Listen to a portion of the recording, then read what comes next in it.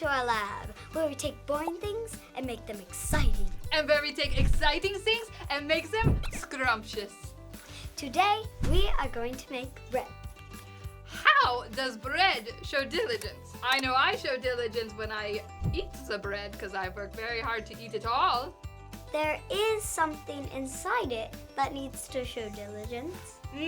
Sugar. No. Flour. No. It's yeast.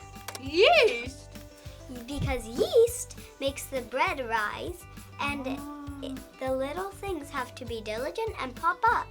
Even though we can't see them pop up, we can slowly see the bread rise. And it's kind of like in our life when God does things for us, we can't immediately see it, but usually later in our life, we'll be really glad that happened. Wow, that is so true. Okay, so let's make the bread.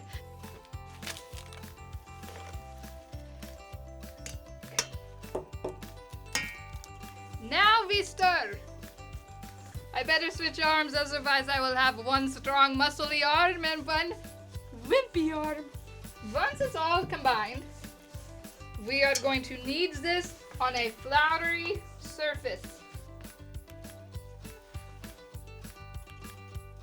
You loop it, and then you knead it like Emily's doing. Squoosh, squoosh. So now, these little loops of bread, they are going to take a nap, and we are going to put this over them, and we will see you in a little bit.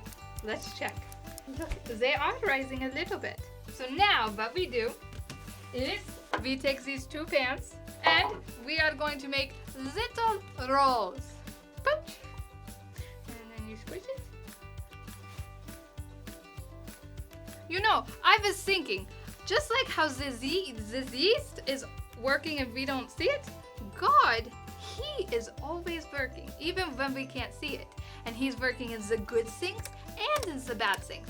So, like when you're riding in the school bus, or you're riding in the car, and you get to school safely, or you get to the store safely, or home, wherever you are going, you get there safely. God was protecting you and keeping you safe. And so He was working in that good.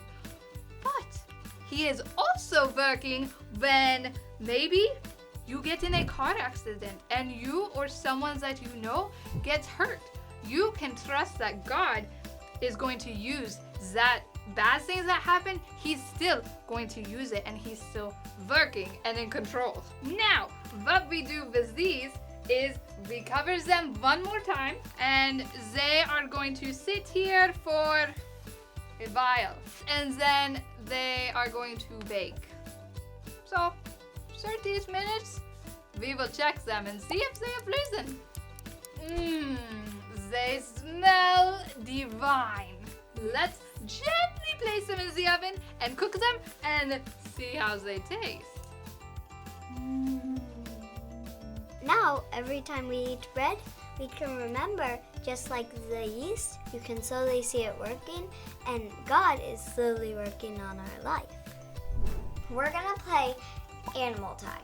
You have one person, that's it, and everyone else has to run away. But if they come too near to you, then you can sit down and say zebra or horse or dog or whatever animal. But if you say moo, then they can just tag you. It's actually harder to say an animal while you're running away from someone. But God never messes up on what He says. For this super fun game, you're gonna need paper plates, a paper towel roll, and duct tape. And once you have these three things, then you're gonna go, whoa, ta-da! And you make this cool thing. And once you've made this cool thing, then you're gonna get paper plates and you're gonna cut circles in them. And these are going to be your rings, and you can paint them, decorate them however you want. And you're gonna put this somewhere in your house or in your yard. And what you're gonna do is, your goal is to try to get these paper plates on the thing, the super cool thing. And so you guys can stand close, and then you can back up and do them, and you can see if you can get the ring on it. And the cool thing is that even when you might mess up and you might not get it on the ring, you can remember that God never messes up. That everything he does right. It's hard. Haha, nicely done. Okay. So you take a balloon and you have to try to balance it on your foot, and you can see how long it takes. Your foot gets tired of balancing it, but God never gets tired and he never makes mistakes. Now you take a balloon and you try. So get some popcorn seeds or some beans, or if you want to make it a little more challenging, rice. Make sure it's uncooked. And you are going to take it and maybe get a bigger bowl than I have. But what you're going to do is you're going to see how many you can hold.